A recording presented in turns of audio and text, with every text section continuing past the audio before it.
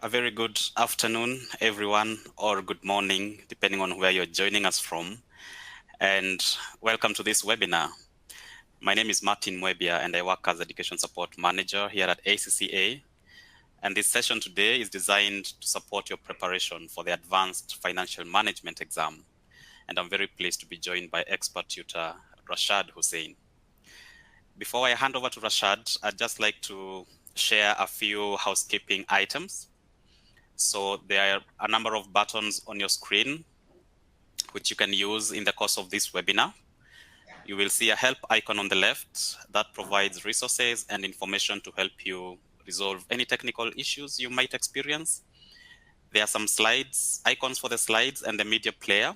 You'll need to see both of these during the webinar, so please make sure that you've selected them. There is also an attendee chat function, so you can engage with fellow webinar attendees, and that icon is on the right-hand side. You'll see an icon that looks like a file symbol that contains the resource list. So if you click on that, you'll be able to access the resources that are relevant to this webinar, including direct links to any resources that we may mention. You can always rearrange your screen as you wish, and you can resize the windows if you need to. And in case at any point you can't hear what we are saying or you can't see any visuals, please do refresh your browser. Also, if you've registered for this webinar, you will receive an email tomorrow with details of how you can listen to it again. So don't worry if you miss something or if you have any technical issues, as you'll be able to access the recording.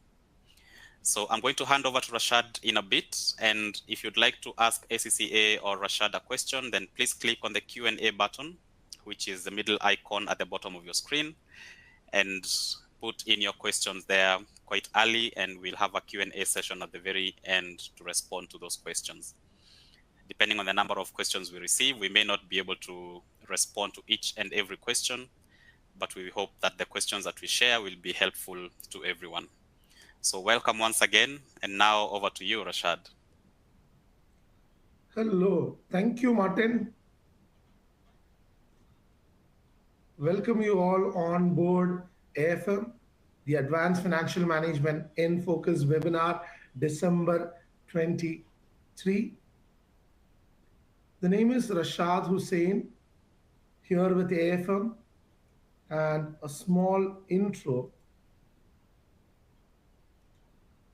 Here into tutoring for more than a decade as an educator, a mentor, a consultant, now reporting as the CFO at Fenske Business Consultants.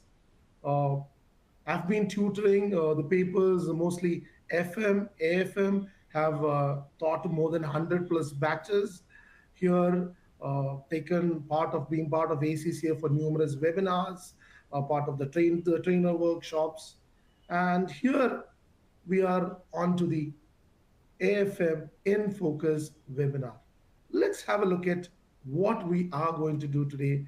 The agenda, we shall be looking at the importance of Study Hub, what are the different areas that you need to focus into, what are the quick exam tips that you need to be looking at, the mock exam, how to prepare for the mock exam, what are the different ACCA key resources that you have available, and the most frequently asked questions will be addressing to all the most frequently asked questions.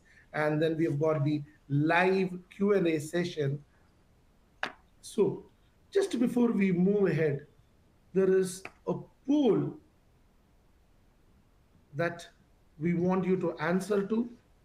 So some of you would have used the ACCA Study Hub. Some of you would not even have an idea of what it is. Some of you would have just started. Some of you would have even completely gone through it. So I want you to, yes, respond, submit your response, and tell me what level you've accessed. Yeah, to what extent you have gone through the Study Hub.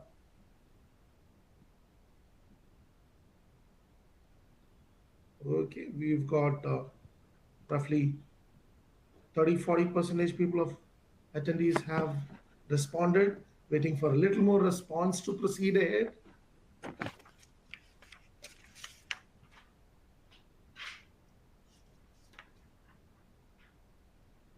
Okay, so Let's have a look at the poll result. All of those who have not responded, please respond quickly. Let's have a look at the response. So it seems that there is around 13% of students who don't even have an idea. Some of them are planning to access it. Some have just started, and very few have, in fact, just completed it. So let's have a look how you are supposed to access them. For those who are not aware of it, you're supposed to log into your My ACCA account, go into the tab qualification. Under the qualification, you can see the ACCA Study Hub. In the ACCA Study Hub, yep, you have to access which paper, and here we are with this the challenging paper called AFM. And let's have a look at what are the various things that you need to focus as far as AFM is concerned. Now, picking up one of the most confusing topic, or one of the things that various students several times where they go wrong, or they're where they go wrong. And let's have a look at this question. And can I have all of you to try this question? Give this question a try. Reloading it for you. And so it's for Study Hub 3.3, growth from past dividends. So activity 2, a company has just paid the following dividend over the last 5 years. The dividend 20 x0 it is $1, 20x1 it is $1.1, 20x2 it is 1.25, 20x3 it is 1.36, 20x4 it is 1.45, and you are required to estimate the growth rate and the cost of equity if current 20x4 x dividend market value is 10.5 per share, is 10.5 per share. Yep. Can I have all of you to give it your best shot? And we've got 5 years over here. We need to find out using the growth has to be identified, and the average growth method, where g is equal to the nth root of d0 divided by dn minus 1. What is d0? D0 is the current dividend. Dn is dividend n years ago, and this shall be assigned as d0, and this one is assigned as a dn. Substituting these values, finding out g, and then later putting it into k is equal to d0 into 1 plus g whole divided by p0 plus g. So can I have all of you to go identify g and substitute that g into ke in order to find the cost of equity, in order to find the cost of equity. So between these, how many years do we have? Yes, most of you would have, yeah, tried it and got, yes, the fifth root of 0.145 divided by 1 minus 1. And this one is wrong. Why is it wrong? Between these 2000x0 and 2000x4, 20x0, 20x4, we've got 1, 2, 3, 4. 1, 2, 3, 4. It's going to be 4. It's going to be the fourth root and not the fifth root. It's going to be the fourth root and not the fifth root. Now solve the fifth root. When you solve the fifth root, 1.45 divided by 1 and the fourth root minus 1 will give you the answer as 9.7 percentage. 9.7 percentage. Solving this, substituting this 1.45 into 1.097 divided by the share price. How much is the share price? 10.5 minus 1. So it's going to be 1.45 into 1.097 divided by 10.5 minus 1. Sorry, plus the growth, which is 0.097, plus the growth 0.097.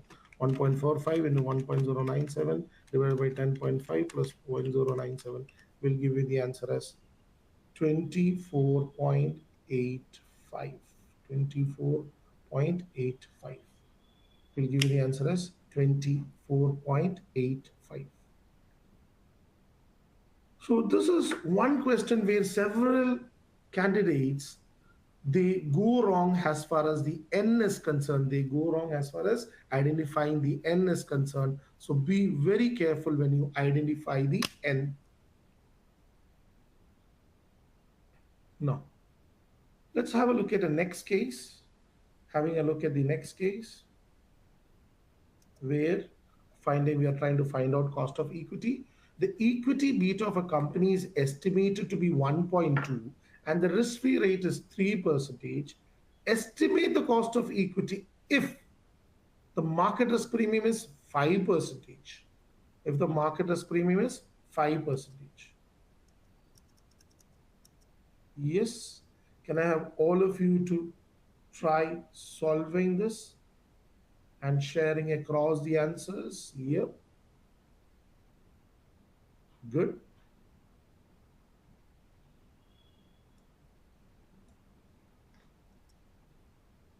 Now, here K is going to be as per CAPM. What is the tool? K is equal to RF plus beta into RM minus RF.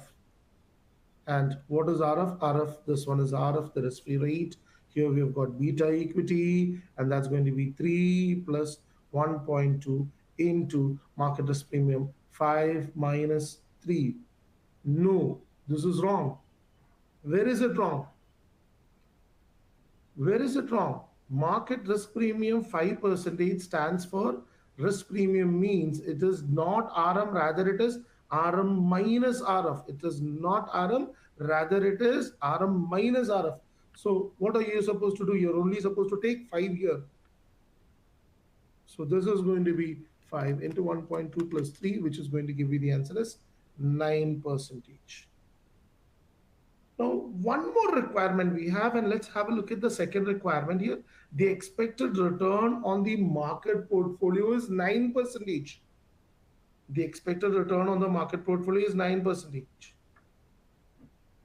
Yeah, try solving this. Here now K is equal to RF, risk-free rate plus beta into RM minus RF. The market portfolio means this is just RM.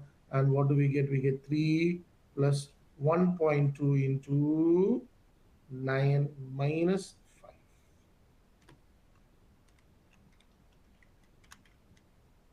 And how much is that? That will give you the answer as 9 minus 5 into 1.2 plus 3 will give you the answer as 7.8%. Will give you the answer as 7.8%.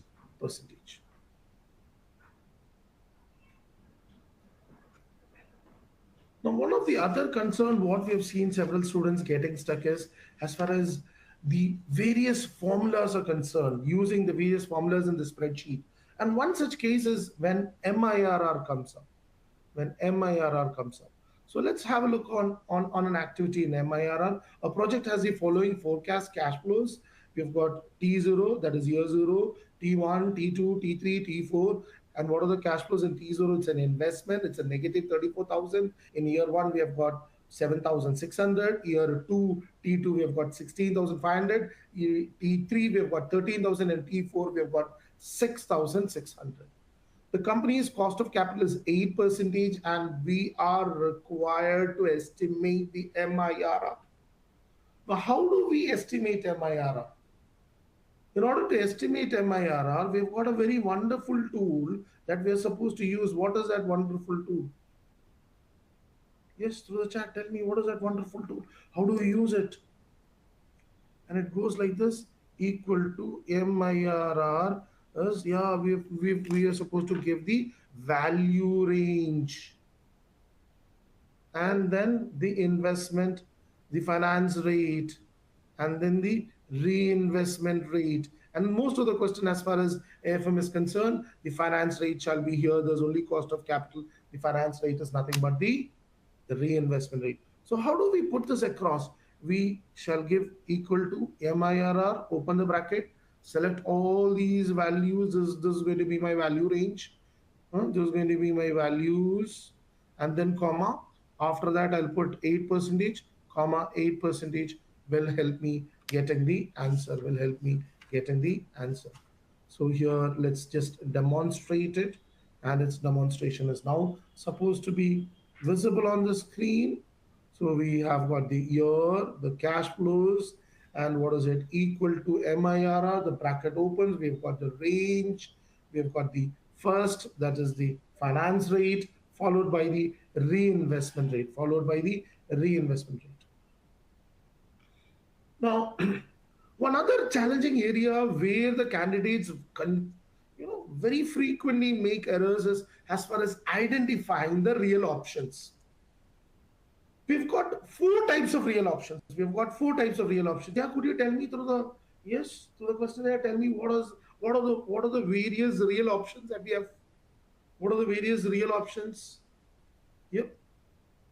What are the various real options? Good. Yes. What are the four? The four real options. We've got option to delay. We've got option to expand, option to abandon, option to switch. What is this option to delay? What is this option to delay? What is this option to expand? What is this option to abandon? What is this option to switch? Now, let's speak about this option to delay. Option to delay is a point where we've found out something valuable. We are not entering it to now. Why are we not entering into now? We are entering it, we are keeping it for later on. Why?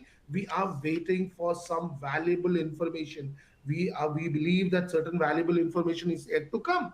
And this is mostly done in the drug industry, where as soon as the drug, they found out the drug, what do? They take patent of the drug, like how we saw in the COVID period. Yes, we first found out, they found out the medicine, they took the patent, and once the patent is taken, they waited for the scenario. If the things are improving, probably they don't have to manufacture, and if the cases worsen, they go into manufacturing it. So this is nothing but delaying without losing the opportunity. This is where when a company has taken a drug patent, they're waiting to see how the market condition is. If the market condition is favorable, they'll enter. And at the same time, this can prevent the competitors from entering into the market.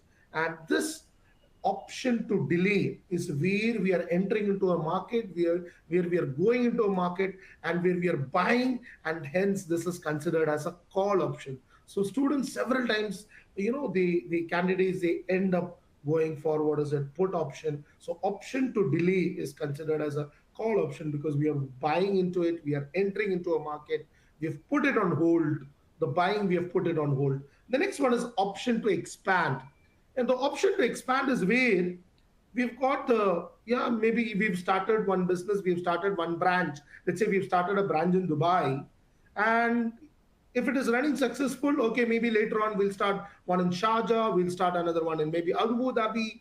So we've started off with one branch and we've kept the others on hold. So what are we going to wait on? If the first is successful, the other projects are going to follow on. Now, is this a call option or a put option? What is it?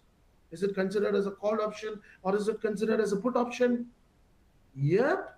This is where again, if it is successful, we are going into it, we are starting it, and this is considered as what? It is considered as a call option. So this is where if successful, the other projects will follow, and that success comes due to the brand name or technology, and this is considered as a call option.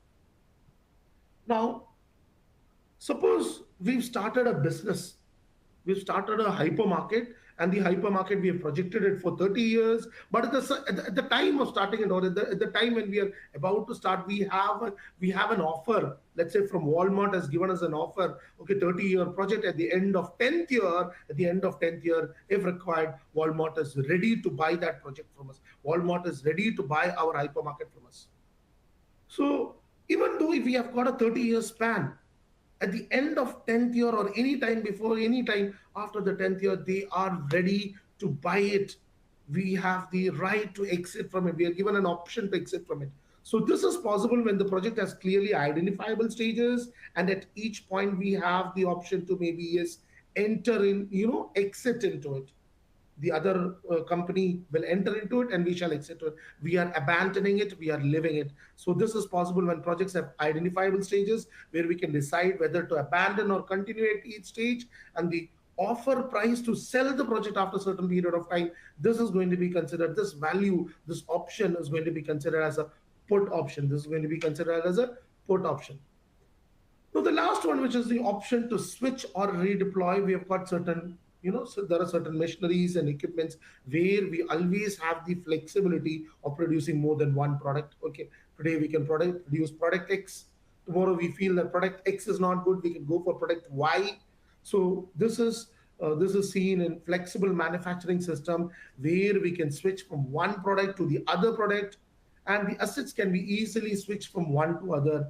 And these option to switch or redeploy, there are difference of opinion. There are certain opinion that states it's call and certain other opinion which states it's a put. But as far as ACCA is concerned, we are examining the concept part of it. And what is option to switch? Option to switch is where an asset can be easily switched from one project to another, such as where flexible manufacturing system that allows a product to be changed according to the customer's requirement. Today, if I'm making a product X, tomorrow a customer comes and asks me for product Y, I can switch the manufacturing from product X to product Y. A. And these are mostly general purpose asset. Now, as far as calculation, the value, as far as valuation part, the quite basic mistakes are noticed at AFM. And let's have a look at uh, one more case from the study hub where, as far as valuation of ordinary shares is concerned. Now, the following information is available from Clay Grow Company. The current dividend is 0.25 per share. The required return on equities in this class is 20%. Now, value, we are requested to find value of one share in Clay Grow, assuming the following. What is it? No growth in the dividend. No growth in the. If there is no growth in the dividend, what is going to be the method? How are we going to find it out? Yes, it's using the dividend valuation model without growth. And how does it go about? It goes about good. P0 is equal to D divided by KE. And how much is D? D is 0.25 divided by 0.20, 0.25 divided by 0.20, which is going to give you an answer as $1.25. Now let's have a look at the next one, which is suppose the dividend is going to grow at a constant rate of 5% per annum. Dividend is going to grow at a constant rate of 5% per annum.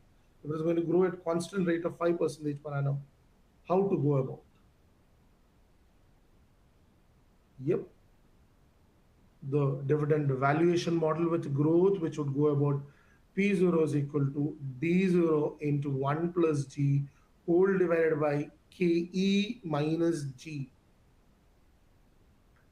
KE minus G. Now,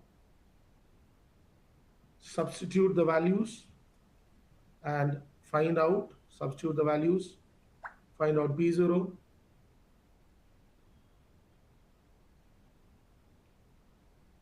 So it comes as, what is it? 0.25 into 1.2, 1. No, what is the growth? The growth is 5%. So this is going to be not 1.2, but rather 1.05 divided by 0.20 minus point, not 0.5, rather it is 5%, it will be 0.05, giving you a value of $1.75, giving you a value of how much? Or $1.75. Now, the third one is constant dividend for 5 years, and after the fifth year, it is going to grow into perpetuity. The terminal value, every examiner's report comes up stating that terminal value calculation has gone wrong, terminal value calculation was done with error. Wrong, discount factors are multiplied to find out the present value of it. Constant dividend for 5 years, and then growth of 5% per annum to perpetuity. How to solve this one? Give it a try and share the answers in the chat. Let's have a look at the third one. So, year 5 years, we have got the same dividend. Year 5 years, we have got the same dividend. What the case is? Constant dividend for 5 years, and then it'll grow by 5%. So, 1 to 5 years, the cash flow is going to be 0.25. 20 percentage annuity factor for 5 years is going to be 2.991. 2.991. So 0.25, the dividend for 1 to 5 years, repeating 5 times, annuity into 2.991 will give you a present value of 0.745. Now, what are we supposed to do in the fifth year? In the fifth year, it's supposed to be d0 into 1 plus g whole divided by ke minus g. It is going forever, but the growth is not happening in the first year. The growth is happening from the fifth year onwards to infinity. Then what do we have? We have got, what is it? From fifth year to infinity, the sixth year to infinity. What do we have? 1 divided by 1.20, or 1.20 to the power of 5. So discount factor of the fifth year. So we've got, what is it? D0 into 1 plus G. Here we have got 1 divided by K minus G. And the previous year discount factor, 20% discount factor. 1, 2, 3, 4, 5. The fifth year discount factor. This is the discount factor of, what is it? This is the discount factor 1 divided by 1.2 to the power of 5, which will give you what? 0.703. Summing both of these, the share price in that scenario is going to be $1.451. The share price is going to be $1.451. Constant dividend for 5 years, and then fifth onwards to infinity. Now, the last case is that constant dividend for 5 years, but fifth year, yes, the last dividend is paid in the last page. So let's have a look at the sixth requirement. So what do we have? We have got constant dividend for 5 years, and then after the years, at the end of fifth year, then sale of the share after that. So let's have a look. So we've got constant dividend for 5 years. So 1 to 5 years, it's going to be the same dividend, and then it is going to be sold. It's going to be sold at the end. So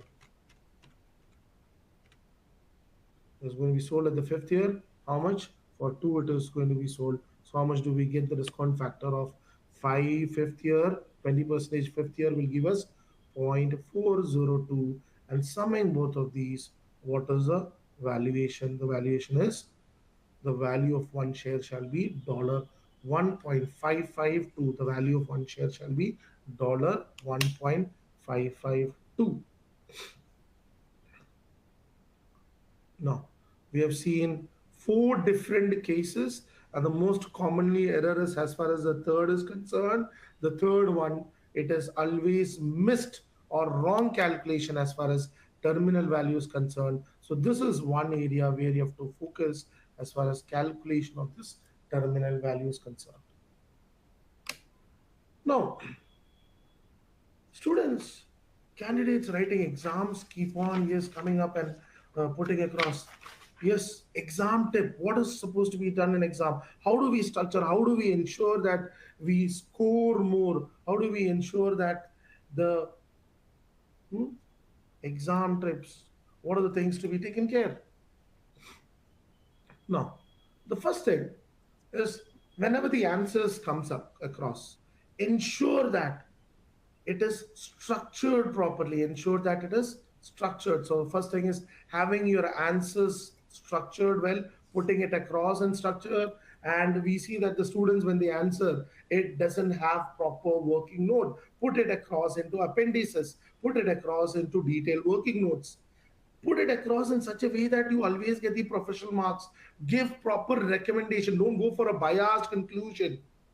And Wherever possible, let it have, proper headings, new paragraphs, uh, challenge the information that is given in the question, put what is mentioned in the question. If you feel it is unrealistic, put it across. And ensure when you learn for the exam, you don't do selective study. Cover all the topics. Don't do cherry picking. You learn one thing, the other thing that you don't prepare. It's not going to work out that way. Now, one of the most frequently asked thing is, yes, and already questions to the Q&A is asked, sir, I go wrong in the last step. What should I do? It's We've got a rule called own figure rule. The entire marks is not for the final answer. Entire marks is not for the final answer. So if it has got 5 steps, all your 4 steps are right, you'll be getting marked for all the 4 steps, and it's only the last one where you're going to lose your marks. And ensure to attempt all the requirements. And the most important principle is one idea, one mark. Put one idea, express it out, explain it. It's not about quantity, it's more about quality. So, what are the quick exam tips? One, structure your answer into appendices, put detailed working notes, exercise proper professional judgment, have proper things, have your proper recommendation, have headings, subheadings, challenge information, put things across as if it is in the real scenario, put across what will work, what will not work, cover all the topics. Don't look into what is it, selective study. And one mark, one idea. It's more about quality, it's not about quantity. And attempt all the requirements. And the most important thing is to know that whatever you've done and whatever you've solved, it's not about the final answer. It's if you've gone wrong in one step, you are obviously going to get score for the rest all. And this rule is called the own figure rule. This rule is called the own figure rule. The entire marks are not for the final answer. The entire marks are not for the final answer. Now, the most important, see, they keep asking what is exam type. The most important thing is practicing the question. And there are various wrong approaches that are done. Huh? And let's have a look, a poll to see how all of you are preparing towards exam, what effort is done, huh?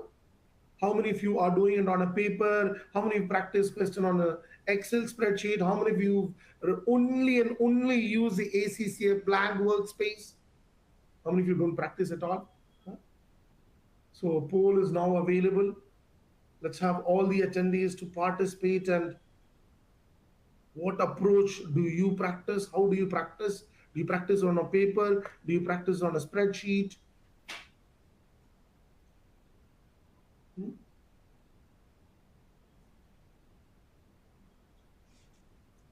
Yes, waiting for all the attendees to submit your response.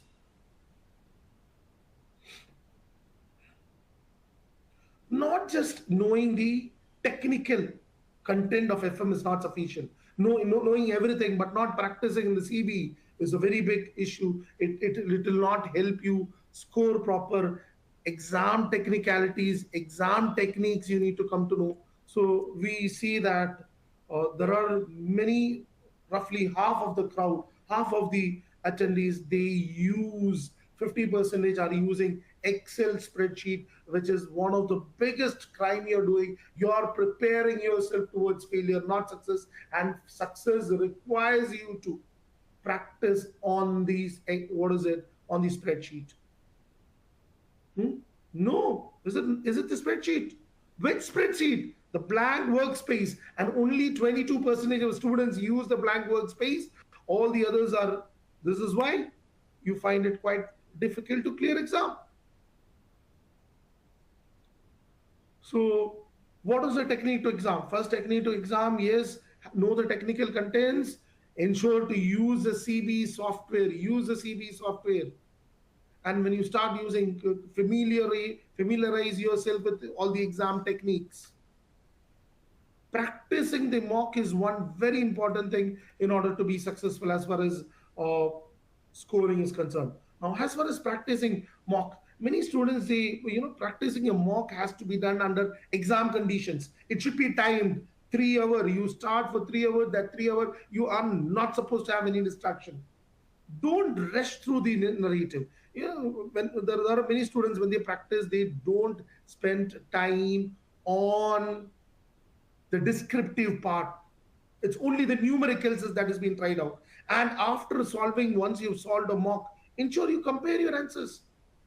Compare it, practice it again and again until you arrive at perfection. So some of the things that you need to take care as far as practicing or using mock is concerned is, do it in exam condition, like you're writing real exam, put everything else away. Avoid all distraction. Let your relatives know, let your parents know, let your friends know you are writing exam. Avoid all other distractions. Don't get up from the exam condition for 3 hours. Put it time, stick on to the time. Do every requirement as if you are sitting in the exam hall. Compare, once you're done, compare your answer with the solution. Mark it. Practice it again. The same question paper, practice again until you reach that perfection, until you reach that point. Now, ensure that some of the candidates who've not even seen Study Hub, just to inform you what are the various resources we have got ACCA Study Hub. There is examiner's report which will tell you what are the most frequently done mistake, what are the things that the students have done, the candidates have done in the last exam, and what are the things that needs to be taken care. Huh? You can get the AFM mock exam and debrief videos are available. ACCA practice platform, which is a blank workspace, which we see that roughly 80% of students don't practice in it. And you also have the past exam library, practice exams, and technical articles. Now, one of the most goal of our today's session is to discuss about the most frequently asked questions. What are the most frequently asked questions? And the most frequently asked questions is, as far as AFM is concerned, especially when it has got 20 professional marks, 20 professional marks. This is one place where the students comes up and ask, how do we score this? What are the things that we need to take care? What are the things to do in order to score this 20 professional marks? Now, what do we have in professional marks? What do we have in professional marks? It's based on four major criterias. What are the four major criterias? One, yes, communication, then analysis evaluation, skepticism, commercial acumen. So there are students who come and ask, sir, we've understood the sport, but how? Yes, I'm going to give you a wonderful checklist and use that checklist. Every question you do, you ensure, maybe once you're done, come back to that checklist, examine and ensure every requirement in that, is it met or not? What all do we have in communication? Communication is about putting your answers into, yes, being very proper, having very clarity, explaining things, or ensuring that you have appropriate heading, subheading, or putting the language very clear, structuring your answers into appendix and working notes. So in communication, when it comes to communication, what are the things that you need to check? Whether you have put heading, subheading. Is there a very brief introduction or explaining to the content that is going to follow? Is the appropriate language, is it clear and concise? Is the structure, calculations, and everything put into appendix and working note? And the next thing is analysis and evaluation. What in analysis and evaluation? Yes, are we using the correct data? Are we using the appropriate information? Is there anything else that we need to further look into? Is there any information that is missing probably in the question? Have we given a very proper, balanced conclusion rather than being partial? Are we partial somewhere? So in analysis and evaluation, checklist, what are the things, what are the points? Use of appropriate data for the analysis. Have you mentioned lack of data? Have you put out a balanced appraisal leading to a justified conclusion? And the next one is skepticism. Yes, what is skepticism? An auditor has to be a skeptic, has to have that skeptical approach. What is a skeptical approach? Something that comes to you, you don't believe it until it is proved. So you have that questioning approach. You have that something that is what you challenge. Show me how it is right. Assumptions, you doubt the assumptions, you question the assumptions, you bring out professional judgment into your conclusion. So this is where, what are the checklist? You know, the questioning approach, challenging the information, stating the problems that are there with the assumption, professional judgment to draw the conclusion. And then, as far as commercial acumen is concerned, what is it? Does this work in real scenario? Or does it work or does it not work? What are the practical considerations? Internal, external environment, the constraints. And finally, what is the, yes, what are the consequences of what is done in the scenario given in the question? What are the possible consequences? What will be the future? What should be the future actions? So any question that comes up, yeah, have this checklist. Check from one corner, communication. Have we, is there anything that we need to do here? Analysis, evaluation, is there something that we need to do here? Skepticism, is there something that we have to do? Commercial acumen, is there something that we need to contribute? So each and every question, ensure you contribute towards the professional requirement. This is how you score the 20 marks. This is how you score the 20 marks. Well, the another most asked question is how to manage time. How to manage time. Now, to manage time and score, answer it on time. What are the things? First thing, see, we've got three sections. We've got section A, section B, no third section. There are only three sections. There are only three questions, two sections. What are the two sections? Section A, section B, divide, then we have got three questions. How much time? The first question, as far as AFM is concerned, the optional paper AFM, question 1, we have got, yes, it's for 50 marks. Even though it is for 50 marks, the easy mark strategy requires you to do the easy things first. You see a requirement, you understand it, okay, fine. You read it, don't understand it, read it once more, fine. Don't read it the third time, don't get more tense. Yes, probably go do what is more easy. So complete the easy things quick. So in the question 1, the easy requirements, you are done in 16 minutes. So most of the people say, yeah, 50 marks, so it's supposed to take 1.5 hours. No, not to take 90 minutes. Finish the easy things. Go to the section B, the question 2. Take another 30 minutes here. Finish off all the easy requirements. Again, question C. Finish off all the easy requirements. Now, out of the 3-hour question paper, you've now used roughly. You've used 2 hours. You are left with 60 minutes. Now come back. By this time, you would have become more calm, more peaceful. And what are you supposed to do? This is the time when you are supposed to go back to the difficult, challenging question. This is the time where you need to focus on the challenging questions and go clear all the difficult. By this time, when you have come down, calm back, you'll be like, oh, why I did not understand it then. Now when you're reading it, you get it easier. And at the final, do ensure that you recheck all your answers.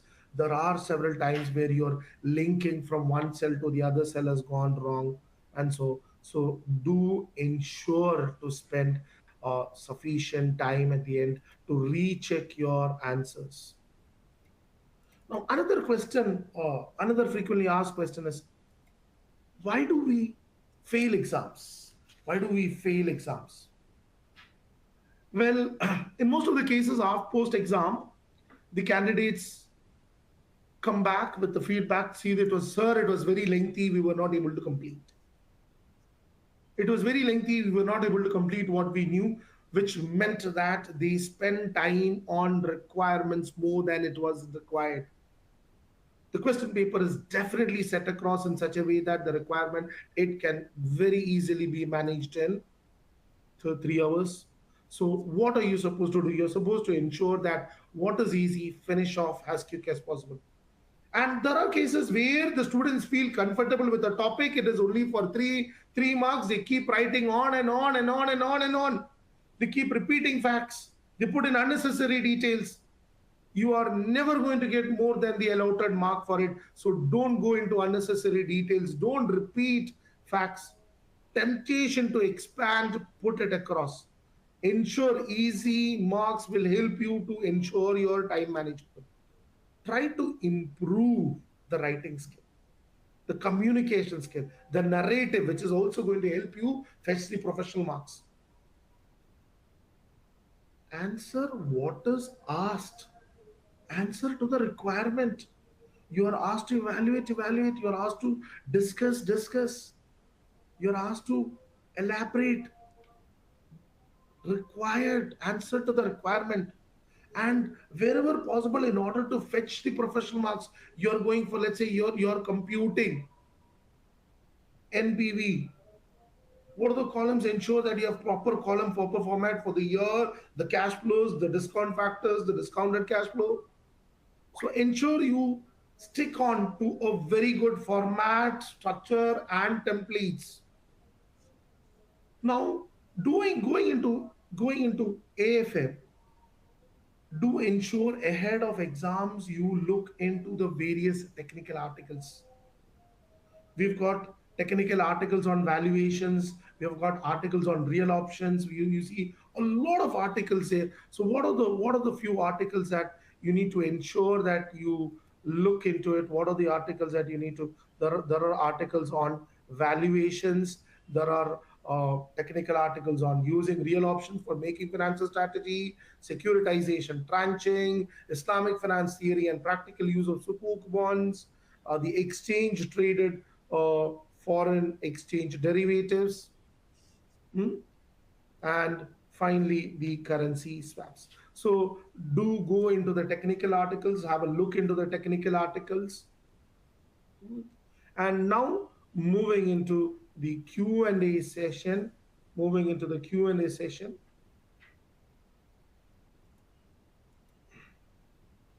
So we do have a lot of questions, and let's see, let's try answering to all these queries here.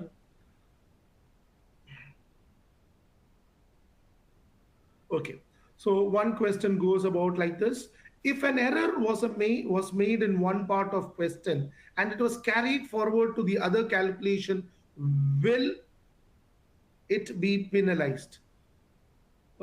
We've got this rule repeating the same thing as far as the exam techniques are concerned. Yes, we've got this rule called own figure rule. So if you go wrong at one point, you'll be penalized only for that point. And later on, all the further steps shall be recomputed based on that error you have done, and then the step shall be penalized. So it shall be only penalized at that one point, and it shall not be carried forward to the other calculations. What are the tips and tricks for a student who's writing AFM first time? Yes, ensuring, and a student who has got exemptions, is to ensure that their base knowledge, the base that they should have learned from F9, FM, financial management, ensure the base is really strong. Time is sufficient. Time is spent on fixing your concepts, having a strong concept and base. And ensuring sufficient practice in the blank workspace of the professional series and the skill series are two different things. So ensure you practice sufficient on the blank workspace. Picking up the next question.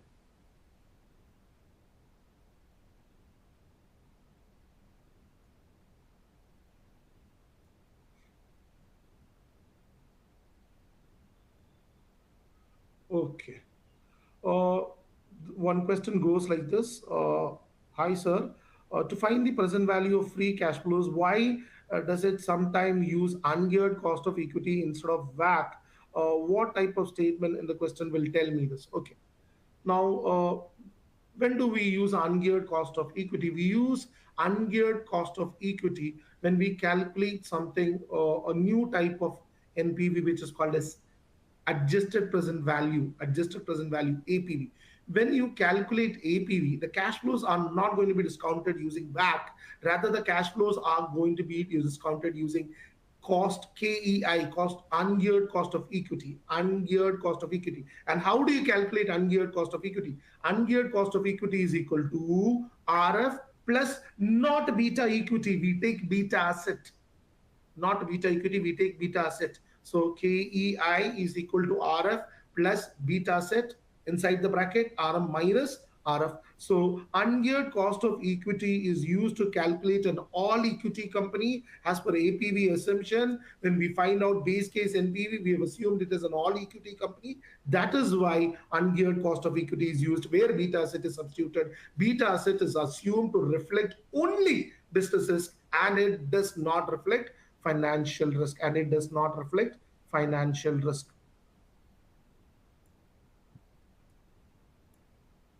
Okay, picking in another question.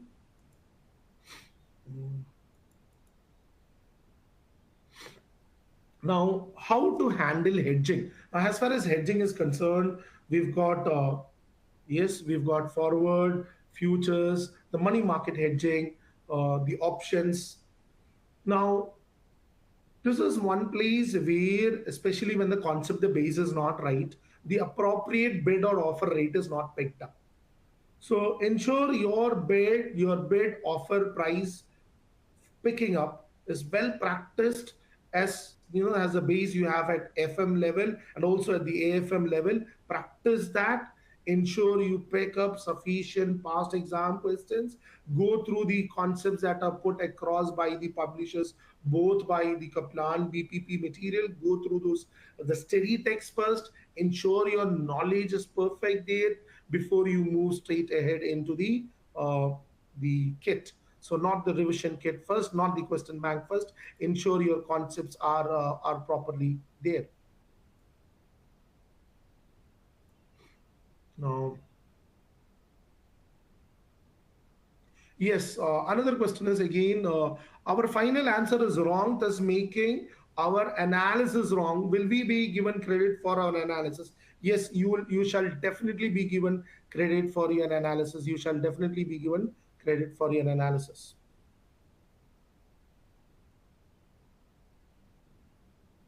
Uh, Whenever report, the next one is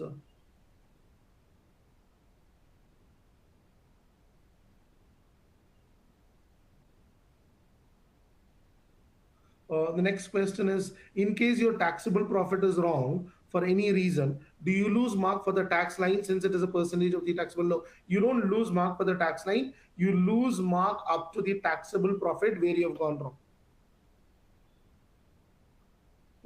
Picking up a next question, will the formulas be provided for all the calculations in AFM? No, the formulas, there are only very few selected formulas that are provided, which you can see in the formula tab on your exam. Not all formulas will be provided in the exam.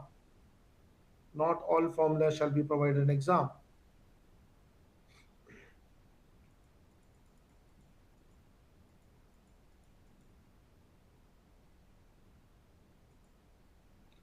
Uh,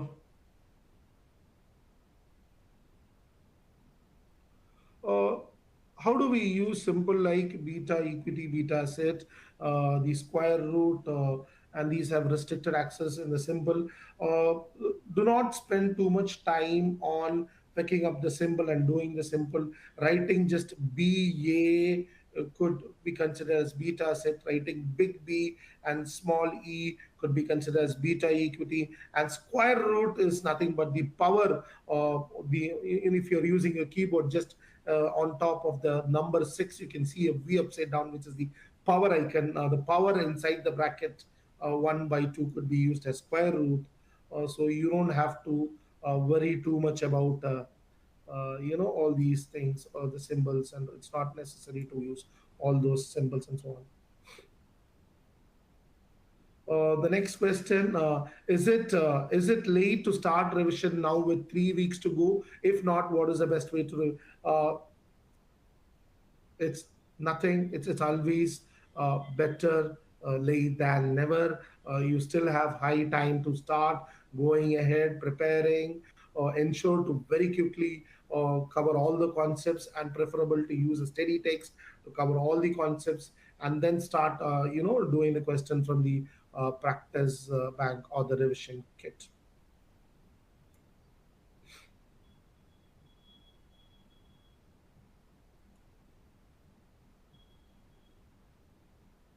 Mm. Okay, the next question. Okay, what's next question goes like this: what's your advice regarding which question or section to start with? Now, there is no hard and fast rule to which to start with. So the rule to that is nothing but easy mark strategy. Go through the content, what you feel is more easy. Start off with those with that area that you are more comfortable with, and try to do it as quick as possible. So that will help you reduce your stress, reduce your anxiety, be more calm in approaching the exam. So there is no hard and fast rule what to start off with, but whatever answer is, put it across in a very professional way so that you score, you get the professional marks. So it's more about doing easy marks first. What are the things to be remembered while, next question, what are the things to be remembered while drafting a report? As far as report writing is concerned, structure your report. Give your report proper appendix reference to what working you have done.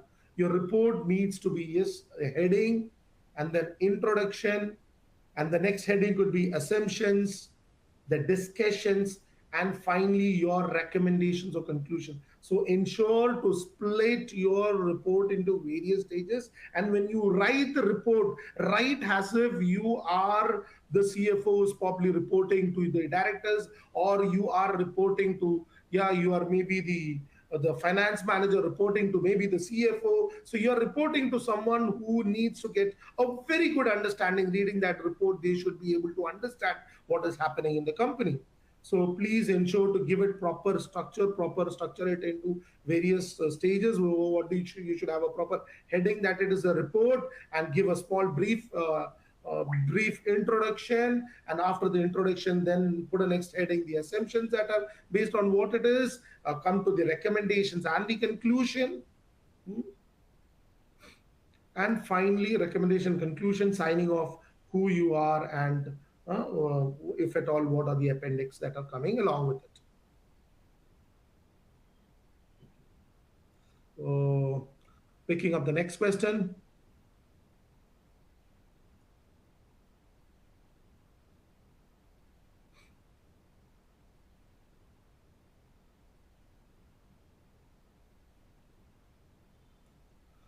How I would like to know how we are going to prepare for our theory question.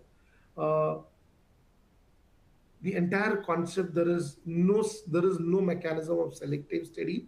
The entire syllabus, you can refer to the syllabus content.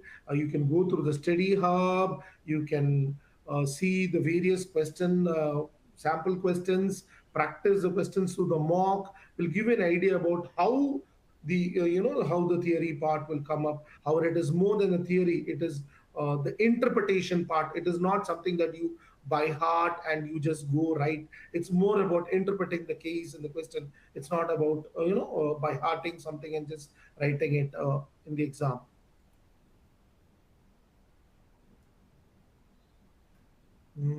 I If there is any more few questions to be addressed, let me look.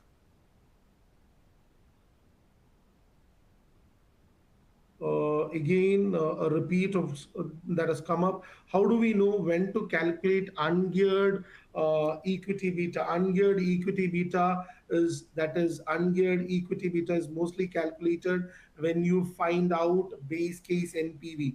In case you are finding out base case NPV, the best tool to be used is the ungeared, not the best tool. The tool that you're supposed to use is the ungeared equity beta. Ungeared equity beta is, again, it is RF plus beta asset into R minus RF.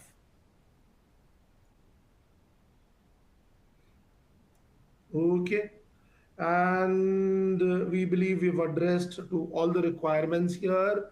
So yes, wishing you all the best for your upcoming exams. Do ensure to practice your questions.